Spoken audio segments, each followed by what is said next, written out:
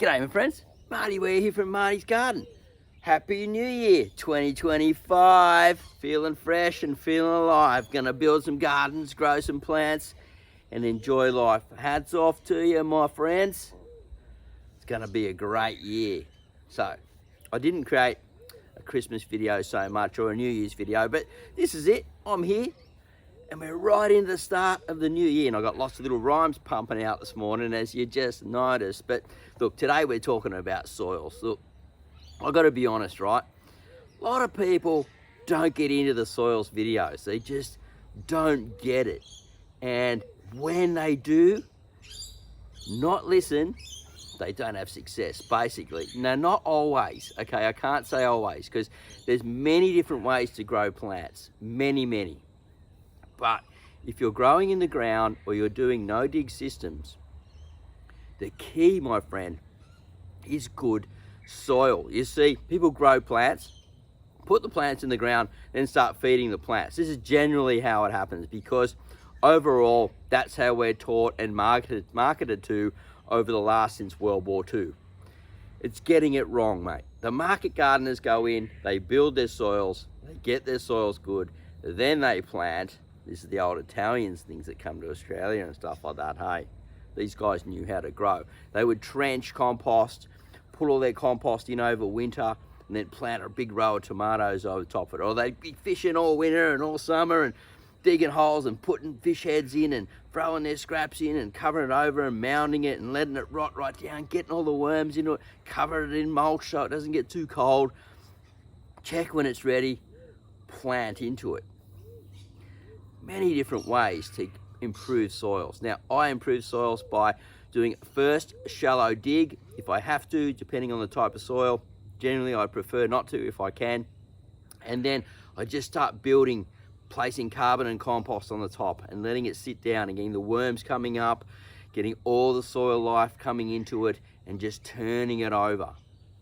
I also build compost. I have compost piles, as you can see right behind me here. Very important if you've got the space. Now, if you don't have the space, just trench gardening is the go. But generally you do that, sort of trench composting is the go. But generally that's done over sort of the cooler season when you're not growing so many crops and things. But look, soil is life, guys. And a lot of farmers, they got it wrong around Australia when they first came in and created what they call soil degradation. Basically destroyed the soil by tilling it too hard. Australian soils are very different to European soils when we come here. And they exposed it to the elements. So the rain came, the wind came, everything came, the sun and everything, and just blew it all away. So the wind blew the topsoil away when it was too dry. The rain come in, washed it away. Now why? Because they didn't plan properly. And actually, to tell you the truth, you look some of the history, when you're going down from Sydney to Victoria down the train line, you see these old towns just wiped out, man. They're all ghost towns because they were setting them up as agricultural land, and they did that. They just destroyed the soils, even by removing all the trees, and it bored up the salt from down below and even ruined it so it could never be used again. So soil is our friend. Good soil is the key to getting it right. And when we do this, we win the fight, guys, because look, I always read my comments and people say to me, oh, it didn't work for me, I'm not doing this, I'm not doing that. I'm like, I'm pretty sure the soil is where they got it wrong, or it's been a habitat thing where there's been too many pests and stuff around and maybe they're coming in from next door, and you know, that's a whole different really video piece of content. But what I've got behind here is some compost, and I want to show you what a good quality compost, and we'll talk about soil as well. So just give me a second while I sort of, this is up for sale, guys. We've got a whole new batch coming out, and we got actually some cow manure in this from 560 Farms. Thanks, Peppy, for that, mate. Look at that black color. Now, I do put compost worms through it, but it hasn't been raining. I've been complaining about the rain. It hasn't rained for like a week. So this has dried out a bit. So the compost worms have gone down deep.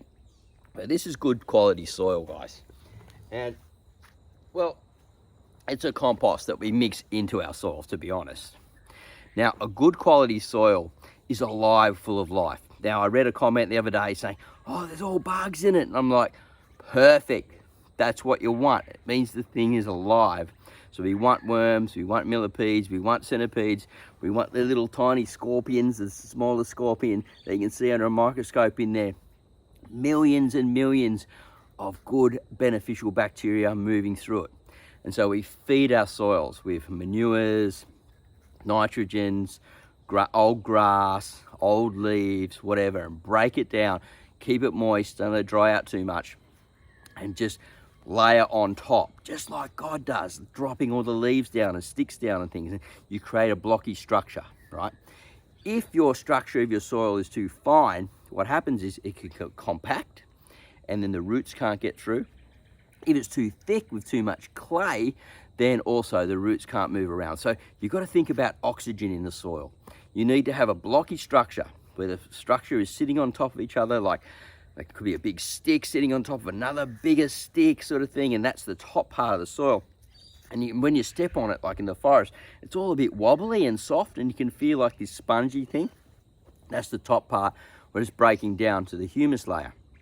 So we've got to be really careful walking over the top of our soils as well. I try and create pathways where I come up and I can harvest from beside. Sometimes I have to walk on my soils because I've made a mistake. I've made it too wide or whatever, and I've had to get in there and sort of walk over the top of it. So we want to have it less compaction as possible. We want to feed the soil from the top, so different manures, as I said, old grasses, straw, leaves, sticks, anything that we can break down as quickly as possible that's not too acidic. Slightly acidic is generally okay, but then you go for the highly acidic stuff, it can create an imbalance. But over time, the soil will rebalance itself to be a good quality soil. So after a blocky soil with a lot of nutrients.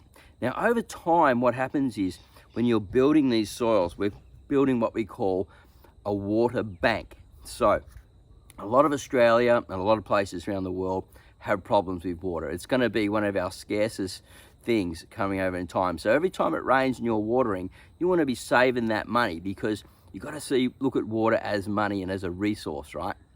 So it needs to store in the water. The more compost we get into the soil, the more we work on the structure and the block and the aeration of our soil, we can get that down deep. So what we want to do is we want the roots diving down deep, not spreading out shallow.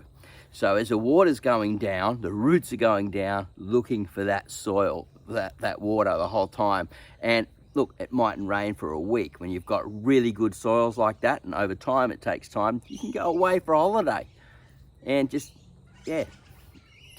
allow the local rain and you'll be fine, you'll be sweet, because your soil is storing that water. That's really, really important. We want to have a humus layer just below our sort of mulch on the top, and we want all those microbes and things and fungi and stuff popping up, and that's the key. That's one of the secrets. It's the first element of getting things right in the garden if you're growing in the ground. So think about the soils, learn about soils, understand your soil, and build in small areas first instead of spreading yourself out too wide. Get that soil right in that one little spot. Once you've got it, you're going, that's pretty good now. You can move to the next spot, right? Get that right, and you're on your way to a beautiful, beautiful garden, just like mine. Look, check this out. I'm building soils right here in this spot. Eventually, there'll probably be a big fruit tree here when I give up doing this compost. And at the back of the compost, I've got okra and things growing connected to this system. But that's other videos. If you want to hear about connecting it all together, let me know in the comments box down below. Also, if you didn't see the video about the Aussie Gardener gloves, when you're in the soil, man, you need something decent like these. 10% off at Aussie Gardener using my code. I get a little bit of money every time someone purchases something from Aussie Gardener. It helps the channel. Links are down in the description. Have a great day. Happy gardening. We'll see you at the next video real soon. Bye for now.